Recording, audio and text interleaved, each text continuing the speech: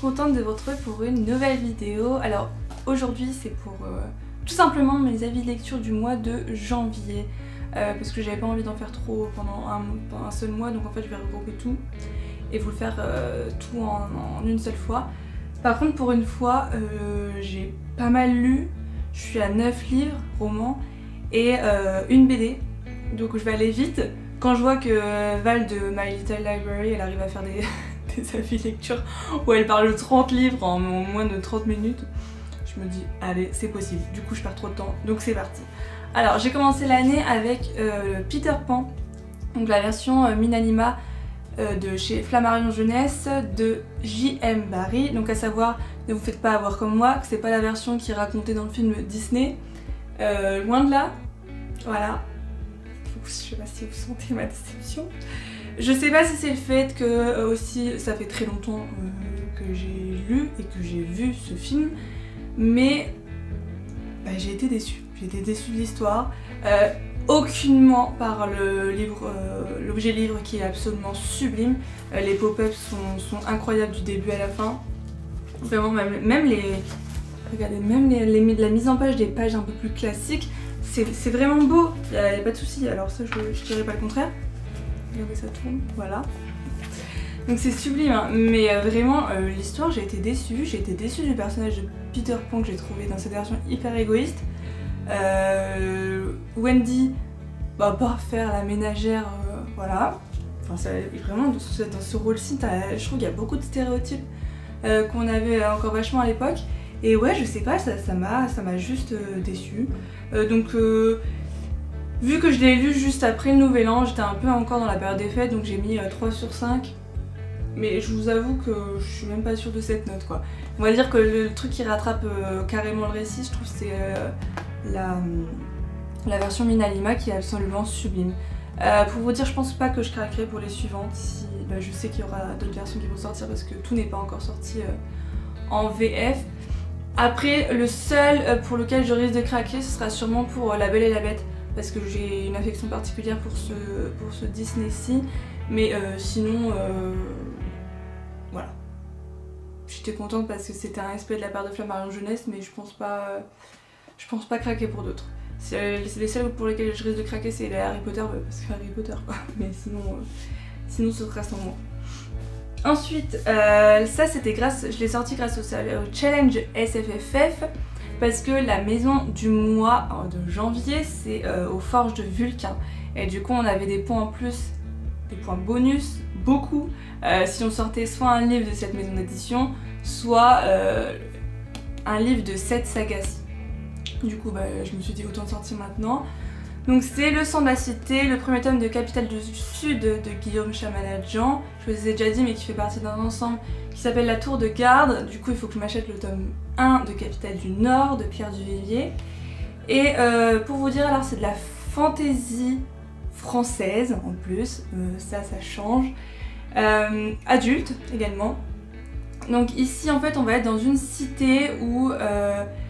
alors ce que j'ai adoré c'est que la gastronomie est vachement mise en avant. En fait c'est un mélange avec une mise en avant de la gastronomie et de la poésie. Donc voilà, des arts un peu différents mais tout aussi beaux. Et ici nous on va suivre Nox et sa sœur qui ont été recueillis par une des maisons de la cité, donc la cité de Kawan, la tortue de mer. Et en fait il va passer son temps entre livrer, parce qu'il travaille pour un épicier, donc entre livrer les repas aux différentes personnes et des sessions de poésie du coup avec ses amis. Il joue également, parce que la tour de garde c'est également un jeu qui est vachement répandu dans la cité, donc il joue également avec ses amis. Et sauf qu'un jour il va tomber sur un livre qui raconte des légendes un peu urbaines. En fait il va se rendre compte que ce livre raconte son histoire.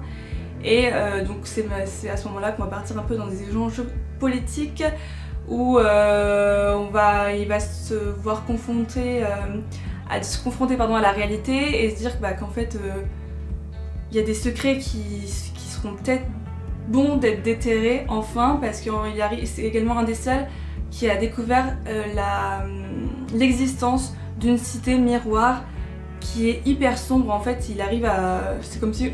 J'allais dire, c'est un peu comme du Pierre Bottero, il fait un pas de côté, il arrive dans une autre cité, vous voyez. Et c'est une cité où il n'y a absolument personne, qui est peuplée de monstres. Et donc voilà, donc on va le suivre dans tout ça, dans sa découverte de ce monde. Pour vous dire un peu, j'ai passé un bon moment, j'ai beaucoup aimé, comme je vous dis, toute la partie gastronomique parce que c'est hyper alléchant. T'as trop faim après. Le seul truc pour moi, c'est que du coup, pour tout le côté de cette cité un peu miroir, j'ai trouvé ça dommage qu'on n'en sache pas assez et que les mystères ne soient pas plus révélés que ça, parce que vraiment on en sait très peu dessus et on se demande même ce que ça vient faire ici. Parce que je pense que c'est plutôt de la low fantasy, donc il faut le savoir parce qu'il n'y a pas beaucoup de magie qui est mise en avant. Et je vais dire le 2/3 du début du récit, c'est vachement lent. C'est plutôt un récit contemplatif, hyper descriptif, donc à voir si vous aimez ça. Par contre, le dernier tiers, accrochez-vous, parce que dès le moment où il y a un événement qui arrive, ça explose de partout. Et c'est la merde. Voilà. Mais du coup c'est hyper addictif et t'as qu'une envie, c'est d'avoir la fin quoi. Donc voilà, je continuerai parce que j'ai hâte de découvrir les autres personnages, parce que du coup on va être en capitale du Nord, dans l'autre que je vais suivre juste après, et on va suivre également d'autres personnages. Donc voilà, c'était quand même une très belle découverte et mon premier de cette maison d'édition. Ensuite, j'ai lu de la jeunesse, de la fantasy, donc Royalty Witches de Laia Lopez et Alena Ponce.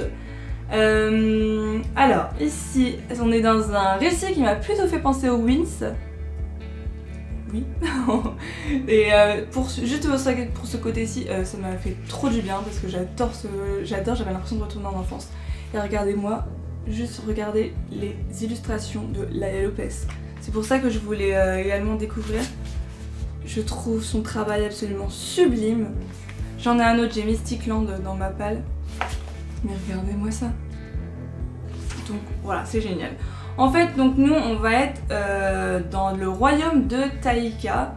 Et tous les 4 ans, il y a une ligue qui est mise en route, on va dire, pour élire les prochains héritiers de la couronne. Et en fait, c'est les familles des différentes parties du royaume qui peuvent décider si oui ou non ils vont faire entrer en compétition leurs 2 poulains, on peut dire. Donc ce sont des sorcières. Et du coup, nous on va suivre 4 sorcières, donc Kibibi, Kat, Emma et Lilith. Donc ils vont se retrouver dans la même équipe en fait. Il y en a certaines qui se connaissent, d'autres absolument pas. Il y en a certaines qui ont des réputations un peu plus ou moins bonnes à cause de leur famille, donc on va découvrir un peu tout ça aussi. Et il y a également toutes les équipes, donc en fait elles vont se retrouver en compétition avec d'autres équipes. Ils vont devoir, pour finir couronnées, ils vont devoir passer différentes épreuves pour les qualifier au fur et à mesure des étapes, etc. Ils vont se rendre compte du coup qu'il y a des complots politiques, même au niveau des organisateurs du concours, de la ligue, et que tout n'est pas tout beau tout rose comme ce à quoi ils s'attendaient, parce que j'avoue qu'au début dans le... Regardez, t'as des codex, t'as les règles du jeu, enfin c'est vraiment bien fait, même la mise en page est superbe. Mais oui, je disais, au départ tu crois que t'arrives dans un monde un peu où tout est beau, tout est rose, le monde des bisounours, etc.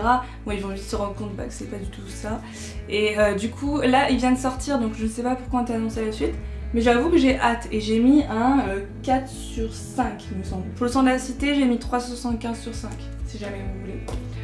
Ensuite, alors, chose qui m'arrive que très peu, une romance. Du coup, j'ai lu Vos aides sur le portable de Sam de Dustin Tao, publié chez Hachette Roman. Alors, je comptais pas forcément le lire, parce que vous le savez, je lis pas du tout de romance. Et puis en fait, j'en ai entendu beaucoup de bien à sa sortie en VO, donc je me suis dit pourquoi pas. J'ai vu qu'il avait fait pleurer pas mal de monde, qu'il était hyper touchant. Spoiler alert, il ne m'a pas fait pleurer. Dommage, parce que je comptais vraiment sur ça. Mais du coup, ici on va suivre Julie. En fait, au départ, Sam et Julie se sont rencontrés, je sais plus, au collège ou au lycée.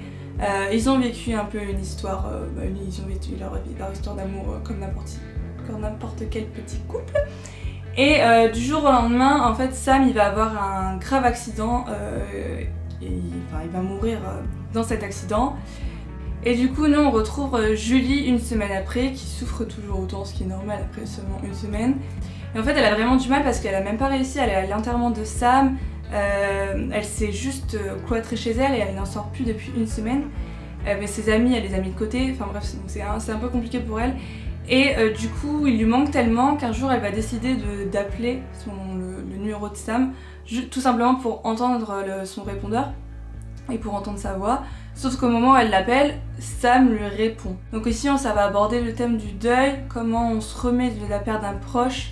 Et j'ai trouvé ça très touchant. Alors, je ne conseille pas aux fans de romance parce que je vous dis, moi je lis pas du tout de romance. Les seules romances que j'ai lues c'est Campus Drivers. La seule romance. Je me souviens pas en avoir lu d'autres. Je crois pas. Donc voilà, j'ai pas de background on va dire au niveau de la romance. Et ouais du coup moi j'ai bien aimé parce qu'en fait je trouve que c'est une histoire simple entre guillemets, c'est une relation hyper saine qui nous est contée du début à la fin et c'est vraiment ce que j'ai apprécié. Je me suis pas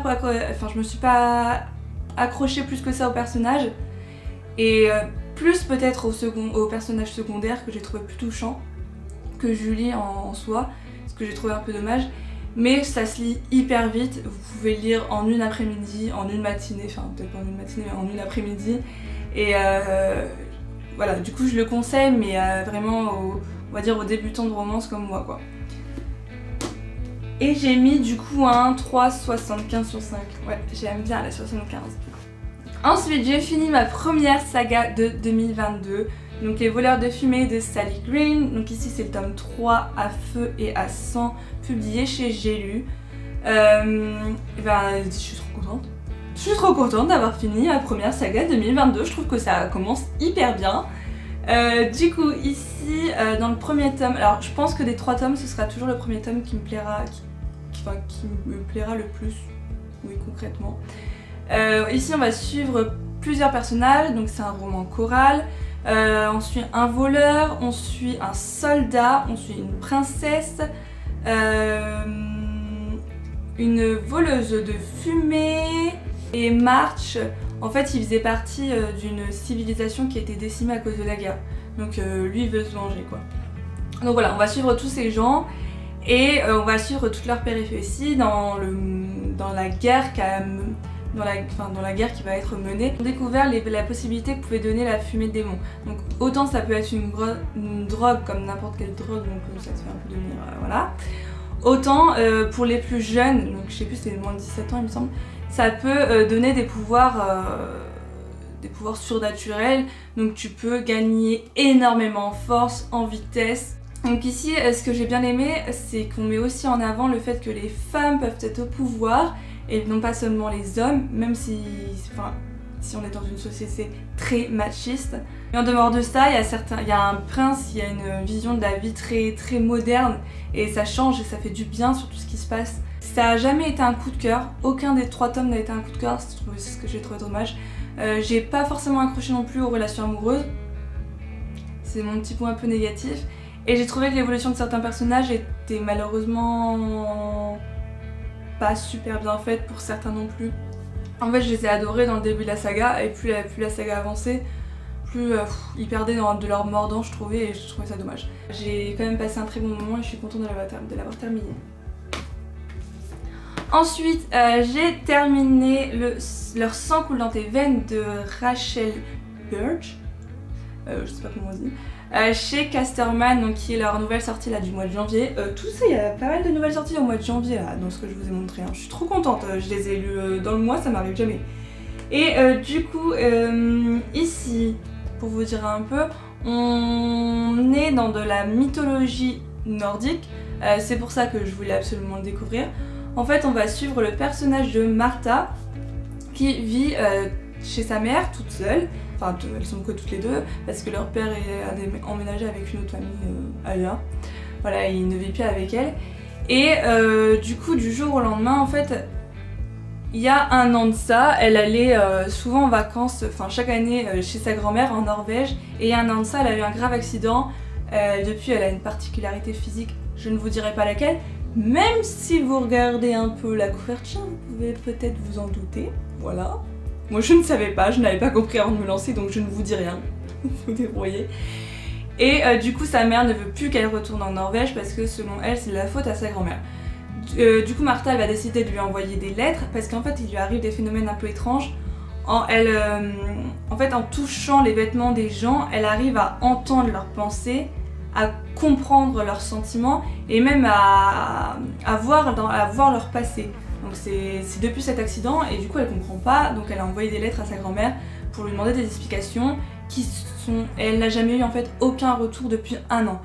Du coup elle va décider sur un coup de tête, elle va mentir à sa mère en disant qu'elle va aller voir son père et elle va prendre l'avion et le bateau pour aller dans la... c'est quoi l'île de Skjebne.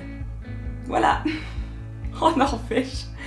Sauf qu'arrivée là-bas, du coup elle va dans la maison, dans le chalet où habite sa grand-mère, sauf qu'elle ne trouve pas sa grand-mère et à la place elle découvre un garçon qu'elle ne connaît absolument pas qui a son âge. Et elle va également se rendre compte que autour de ce fameux arbre où elle est tombée, il se passe des choses très très étranges et qu'il y a des ombres même qui gravitent autour de cet arbre. Voilà, alors pour vous dire un peu, j'ai bien aimé, même si ce livre m'a fait flipper, je vais pas vous mentir, je m'attendais pas à ça. Je vous laisse découvrir pourquoi, parce que c'est la surprise un peu. En plus il fait un peu plus de 300 pages, donc ça sert à rien que je vous en dise trop non plus, j'ai pas envie de vous spoiler. Le seul truc moi qui j'ai trouvé ça dommage, c'est que je trouve que ça manque enfin on parle pas assez de l'aspect mythologie nordique. En fait il y a des figures qui sont mentionnées et dont on connaît par exemple Odin, etc. Mais je trouve que c'est pas assez mis en avant. Après c'est une trilogie, c'est que le premier tome, donc je pense que c'était peut-être la mise en place de l'univers, etc. Mais j'espère que dans les prochains tomes, on en découvrira plus sur la mythologie nordique parce que vraiment je veux trop en apprendre quoi. Je connais plus l'aspect de la mythologie grecque que nordique, j'y connais pas grand chose. Mais j'ai mis un... attention surprise, j'ai mis un 3,75. Mais ouais, j'ai très hâte quand même de découvrir la suite. Ensuite, alors là... ma première déception de 2022, Little Thieves de Margaret Owen. C'est la version Illumicrate, mais pour vous dire, il va sortir dans pas trop longtemps, je crois, il me semble, en français. Peut-être chez PKJ, parce que c'était eux qui avaient traduit Merciful Crows. Je sais pas, je veux pas m'avancer. Hein. Mais pour vous dire, voilà, par contre, cette version est absolument sublime. J'ai la jaquette là-bas, mais je préfère cette version-là. Ouais, c'était une très grosse déception. C'était la LC du club de lecture sur Discord de Louise et Juliette. Et en fait, je m'étais inscrite parce que c'est un bon moyen de faire sortir les livres Illumicrate de Mapal. Sauf que normalement, on devait le lire en 1 semaine. J'ai pas réussi, j'ai lu en 2 semaines. Et heureusement, parce que j'ai pris le livre audio et donc je lisais en même temps. Parce que déjà, le début, je le conseille pas aux débutants en VO, parce que je trouve que c'est compliqué. Le vocabulaire est compliqué, la mise en place de l'univers est un peu compliquée à cause du vocabulaire justement. Et moi pour vous dire j'ai pas accroché parce que j'ai trouvé que le récit était en dents de scie tout du long. À un moment donné s'il se passait des trucs de dingue, on t'était hypé de ouf. Les chapitres d'après il se passait plus rien, mais vraiment plus rien, tu te faisais chier du début à la fin. Donc moi j'ai pas aimé cette irrégularité dans le rythme, j'ai trouvé ça trop dommage. Après, pour vous dire un peu là, je vais vous faire rapidement un résumé, mais c'est déjà sorti de ma tête parce que en fait j'en avais rien à faire, voilà, tout simplement. Nous on va suivre Vanya. Vanya elle fait partie d'une famille de 7 enfants il me semble, et donc c'est la 7ème. Et sa mère en fait va un jour la prendre avec elle, va l'emmener en forêt et pour la donner à des déesses. Donc la déesse de la chance et la déesse de la mort parce que soi-disant elle portait malheur dans sa famille. Du coup ces 2 déesses vont l'élever et jusqu'au jour où Vanya va rentrer au service de la princesse Giselle, donc ça va devenir un peu son assistante entre guillemets, je ne sais plus le terme exact. Et du coup nous on va apprendre comment Vanya a réussi à prendre la place de Giselle en tant que princesse parce qu'elle lui a volé tout, elle a volé toute son identité. Et Giselle elle est un peu partie dans les néants, voilà. Il y a de la magie, il y a des mystères, il y a de la romance, si ça vous plaît, il y a des histoires d'amitié, il y a des moments drôles, mais c'était pas assez selon moi. Moi j'ai continué parce que Il y a certains moments, Vania, je la trouvais drôle et que j'aimais bien sa répartie parce que c'était un personnage à la moralité un peu grise. C'est loin d'être le personnage parfait, etc. En fait, c'est un peu la méchante de l'histoire. Bon, finalement, on va vite se rendre compte que c'est pas forcément le cas. Mais ouais, non, je sais pas. J'ai pas réussi à accrocher, c'est comme ça. Je suis deg parce que c'est le premier livre Illuminated que je lis. Mais bon, on va dire que le prochain rattrapera tout. Voilà. Ensuite, j'ai continué également une saga en cours, donc le tome 2 de Cœur d'acier de Brandon Sanderson. Donc ici, c'est Brasier chez les livres de poche. C'est vrai que j'avais eu du mal à me lancer dans la suite, je sais pas pourquoi, parce que j'avais beaucoup aimé le tome 1, mais je sais pas, le tome 2 me le disait pas tant que ça. Et je l'ai mis dans mon 12 mois 12 livres, donc au moins ça, c'est fait, on n'en parle plus. Et alors ici, c'est la science-fiction. Très très facile d'accès, mais vraiment hyper facile. Je pense que si vous voulez commencer à découvrir du Brandon Sanderson, que ce soit Elantris ou lui, parce qu'au moins ça ne fait pas partie du Cosmere, etc. donc ce sera plus simple, bah franchement c'est un super choix. Et si vous voulez commencer aussi de la SF, parce que je vous dis c'est super simple. En fait, je trouve qu'on est même dans un scénario de film de super-héros, c'est pour ça. Parce que nous, du coup, on va suivre, enfin, on va être sur notre planète, sauf que bien sûr, il s'est passé un truc de dingue. En fait, il y a une étoile qui est Calamité, qui est apparue un jour. Cette étoile, elle a donné des super pouvoirs à certaines personnes, sauf que ces personnes ne sont pas vues comme des super-héros, mais plutôt comme des super méchants, parce que dès qu'ils ont ce pouvoir en eux, en fait ils deviennent la première chose qu'ils veulent faire, c'est tout détruire autour d'eux, tuer, voilà. Ils ont tous des pouvoirs différents. Donc nous, dans le premier tome, on suivait le personnage de David. Donc David qui est accro aux épiques. Donc les épiques, c'est comme ça qu'on surnomme ces super méchants. Et il sait tout sur tous les épiques de toute la planète. Mais vraiment, c'est un génie, ce mec. Et en fait, il veut absolument rentrer dans un groupe qui s'appelle le groupe des redresseurs. Et les redresseurs, en fait, c'est ceux qui luttent contre les épiques. Donc ils font tout pour les tuer, etc. Et du coup, bah, on va le suivre là-dedans. Il va rentrer dans ce fameux groupe de redresseurs. Il va faire de la découverte de certaines personnes. Et dans le premier tome, on est alors je sais plus, on a Chicago, donc qui est dans ce livre New Chicago, et c'est Cœur d'acier qui est à la tête de cette ville. Et Cœur d'acier a tué le père de David dans une banque pendant un braquage. Et du coup, David veut tout faire pour venger son père et le destituer et le tuer. Sauf que Cœur d'acier, son pouvoir, lui, en fait, à cause de lui, toute la ville de New Chicago est faite de métal. Et il est soi-disant indestructible. Donc voilà. Moi, dans le premier tome, il y avait certaines choses qui m'avaient un peu dérangée parce que j'ai trouvé que la place de la femme était un peu... Voilà. Un peu juste. Qu'il y avait des réflexions qui étaient un peu misogynes à certains moments. Et c'est pour ça que j'avais pas compris, parce que en plus j'avais lu juste avant Elantris et je me disais mais c'est dingue parce que... Enfin, Elantris, c'est pas comme ça en fait. Et du coup j'avais un peu de mal avec la réflexion de David. Et dans celui-ci, plus rien à voir. Alors oui, c'est un adolescent, donc ses hormones ils sont un peu en ébullition, voilà. Mais sinon, oui, plus rien à voir. Je l'ai trouvé hyper drôle, hyper attachant. Son truc à lui, c'est de chercher à faire des métaphores pour tout et n'importe quoi, mais des métaphores merdiques. Il les a jamais. Enfin, à chaque fois qu'il dit quelque chose, en fait, ça veut rien dire. Et ça, c'est très très très drôle. Et ici, en fait, on va les suivre, mais dans une autre ville, donc qui est Babylone, l'ancien nom de Manhattan. Et donc on va les suivre dans leur chasse d'autres épiques. Mais voilà, tout ça pour dire que j'ai passé un super bon moment, que je vous le conseille x10. J'ai très très hâte de voir comment on va se terminer cette trilogie, et je pense que de toute façon dans le planning c'est dans pas longtemps. Donc j'ai très hâte de reprendre ça avec ma petite Cristal. Ensuite, dernier livre, et après c'est une BD, j'ai terminé les monstres de Rookhaven de Padraig Kenny. Donc c'est de la... pour le Cœur d'acier, et à chaque fois j'ai oublié de vous dire, pour Brasier j'ai mis 4 sur 5. Voilà. Et pour... donc ça c'est de la fantasy... Non, du fantastique? Attendez. Non, c'est de la fantasy jeunesse, il me semble que c'est pas de nom... si c'est dans notre monde. C'est du fantastique jeunesse, j'ai du mal hein. C'est du fantastique jeunesse. Donc si vous êtes fan de récits jeunesse, foncez. En fait ça peut faire penser à Miss Peregrine et les enfants particuliers.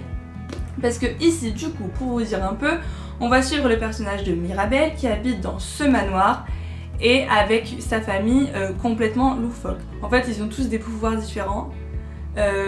Et nous du coup on va également, il y a plusieurs points de vue, donc on va suivre Mirabel qui fait partie de cette famille et on va également suivre Jem et Tom qui sont deux frères et sœurs, deux orphelins qui ont abandonné leur habitation parce qu'en fait ça se passait très mal et ils se faisaient maltraiter etc.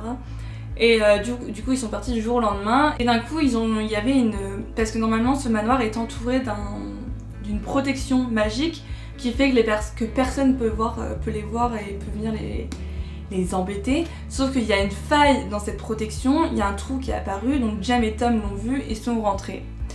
Et du coup ils font la connaissance de Mirabel, de toute sa famille, etc.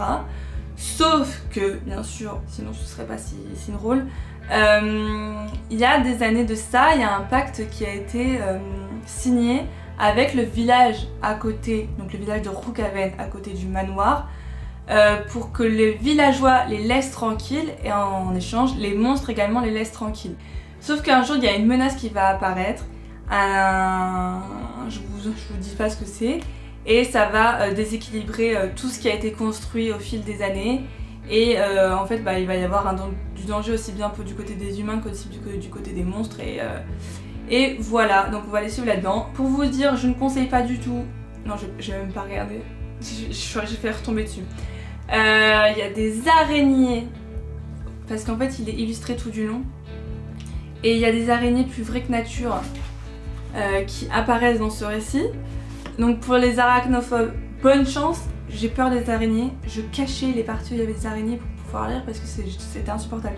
L'illustrateur est tellement bon que tu avais l'impression qu'il y avait des vraies araignées sur ton livre. C'est une horreur. Mais sinon, passez de ce côté-ci. Je vous recommande vachement ce livre et il me semble que c'est une duologie. Et pour finir, et après je vous laisse tranquille, j'ai terminé le tome 2 du Grimoire d'Elphie de Arleston Allred et Emily Ludwin hier. J'ai passé encore un super bon moment. Pour vous dire un peu le Grimoire d'Elphie, alors je vais pas trop vous en dire parce que c'est une BD donc j'aimerais bien que vous découvriez vous-même un peu ce qui s'y passe. Mais en fait Elphie elle vit avec sa sœur chez sa tante. Ça se passe pas super bien et elle a une grande sœur également du coup qui est majeure et qui du jour au lendemain va demander la garde de sa sœur à un juge qui va lui accorder et elles vont décider de partir vivre dans un bus librairie, le truc de ouf, et du coup elles vont un peu faire des tournées de librairie comme ça, des tournées dans toute la France. Le premier tome se passe en Bretagne si je me rappelle bien.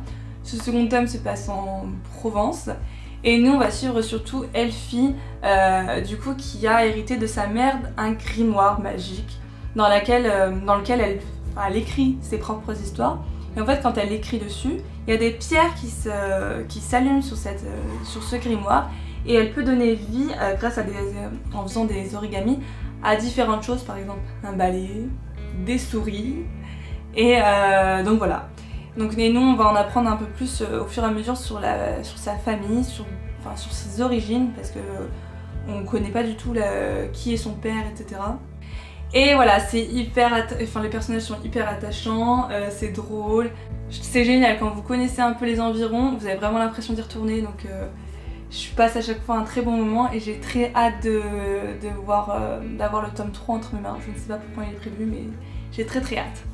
N'hésitez pas à me dire si vous en avez déjà lu dans tout ce que je vous ai présenté, ce que vous avez lu pour ce mois de janvier, si vous avez des coups de cœur. Je suis trop contente, c'est un super bon bilan de ce premier mois de 2022 et j'espère que ça continue encore comme ça longtemps.